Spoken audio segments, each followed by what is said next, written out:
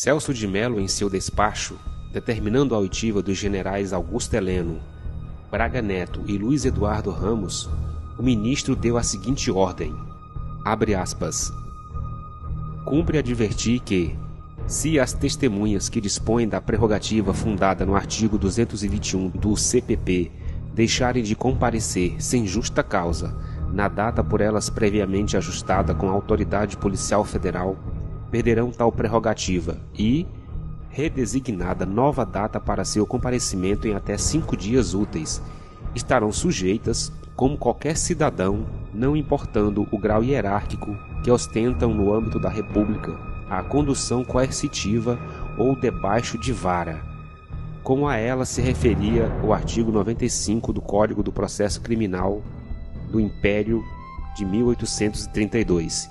Fecha aspas.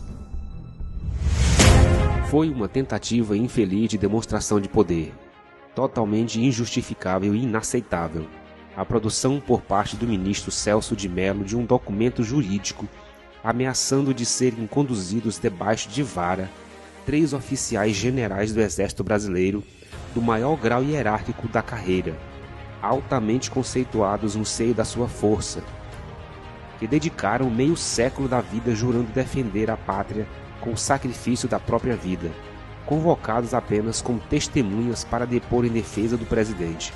Debaixo de vara, Vossas Excelências deveriam expulsar os corruptos que hoje enlameiam a Suprema Casa da Mãe Joana, que os senhores bem sabem quais são, pois costumavam acusar-se mutuamente em sessões televisivas que hoje nem mais existem, talvez por vergonha de alguns que se sentem constrangidos de expor-se nessas condições.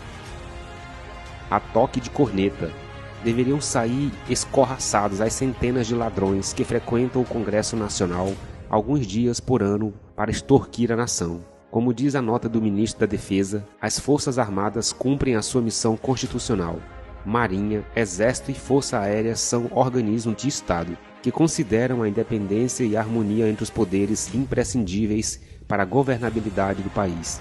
Em linguagem clara, em tese não são necessários um cabo, um soldado e um jipe. Para isso bastariam 3 medidas simples e constitucionais. Primeira, a extinção do foro privilegiado. Segunda, a apresentação dos corruptos denunciados pelo Ministério Público perante uma corte de primeira instância com juízes do naipe de um juiz Bretas, no Rio de Janeiro, e depois um grupo de desembargadores como os do TRF4, de Porto Alegre, empregando o regime de urgência semelhante ao utilizado para aprovar as falcatruas no Congresso Nacional, na calada da noite. E, terceiro, o prosseguimento dos processos de impeachment contra ministros do Supremo, engavetados no Senado, com a escolha de um relator honesto e patriota, como vários que existem naquela casa. Vossa Excelência parte de um grupo de julgadores do mais alto Tribunal da República, que hoje arvoram-se de guardiões de uma Constituição falida, que descumprem ao tentar sobrepor-se aos outros 2 poderes, e que aplicam a fórceps suas distorcidas decisões, apoiados no fato de serem a última instância e da sua cumplicidade com a banda podre do Legislativo. Nesse tribunal, apenas 2 julgadores são verdadeiros juízes de carreira, entre os quais o senhor não está incluído. Lembre-se de que foi alçado a essa condição para servir a um presidente corrupto que só não está preso por benevolência desse tribunal e pela idade avançada. Como é praxe dessa corte julgar diversas vezes o mesmo assunto até conseguir um resultado que atenda aos seus interesses, como no caso da segunda instância, o ministro, Vossa Excelência, ignorou que em 22 de 5 de 2019 o STF publicou acórdãos impugnando a condução coercitiva para interrogatório. Sua peça jurídica inicia-se com um erro crasso elementar de sua área, referindo-se ao governo democrático presidido por militares como regime militar, forma de governo inexistente juridicamente. O regime era democracia, pois funcionavam regularmente os 3 poderes do Estado, segundo a Constituição existente.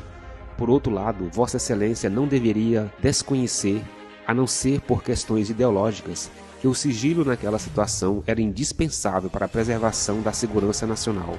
Nota-se claramente, no seu sempre prolixo, arcaico e inexato linguajar, a intenção de atingir o prestígio das Forças Armadas, uma vez que inicia sua explanação atacando inexplicavelmente os governos que livraram o Brasil das garras do comunismo, ali colocados pelo clamor da sociedade, que hoje demora em se manifestar, fartamente representada naquela ocasião pelas famílias que foram às ruas aos milhões, pela verdadeira igreja, por toda a imprensa escrita e falada, pelo empresariado, inclusive pelos políticos compromissados com a democracia.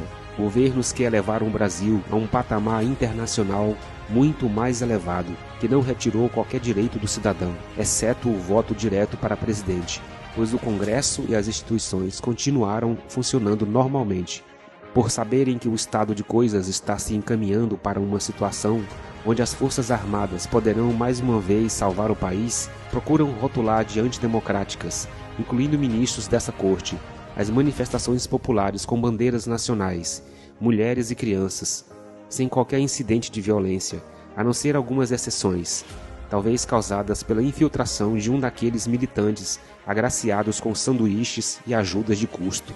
É muito fácil esconder-se atrás das togas e das leis fabricadas em proveito próprio para impedir um presidente legitimamente eleito por 60 milhões de brasileiros de realizar suas promessas de campanha. Esses fatos e conceitos por mim assinalados são vox populis.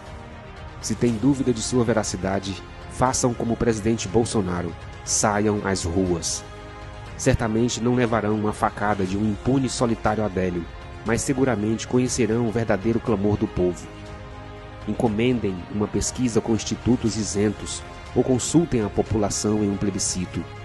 Se para isso tiverem coragem, assim conhecerão as legítimas aspirações da sociedade. Brasil acima de tudo, Deus acima de todos.